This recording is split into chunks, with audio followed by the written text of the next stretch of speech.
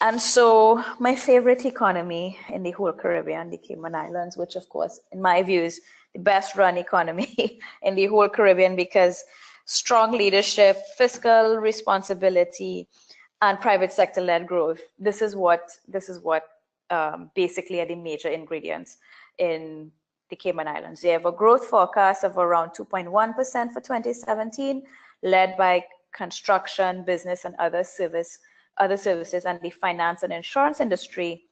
They are seeing 16 consecutive quarters of growth, averaging 1.6% year over year for the last 25 quarters.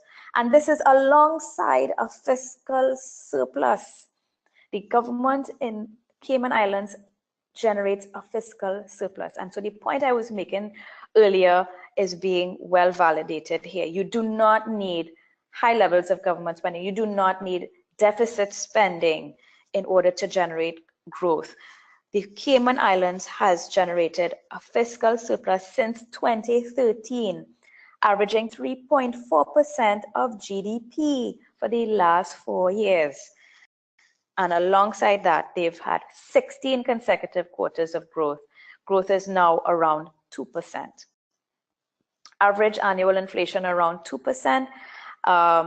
After right now, but in 2016, it was less than 1%. Central government debt to GDP was down to 16.5% in 2016, and is continuing to decline by about 5.5%, year on year in the first quarter of 2017.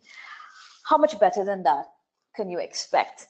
They're showing growth in their stayover arrivals, up 6% year over year in October of 2017, but cruise arrivals were down 5%. I wouldn't worry too much about cruise arrivals. We know that they're not very high revenue earners, and well, there isn't a cruise terminal in the Cayman Islands, so it makes things a little difficult. They have to get off the ship and be shuttled with smaller vessels and so on. But it was the highest on record, highest October on record since 2006, and its first stayover arrivals, October again was the highest on record. So doing well, Cayman Islands on their tourism statistics.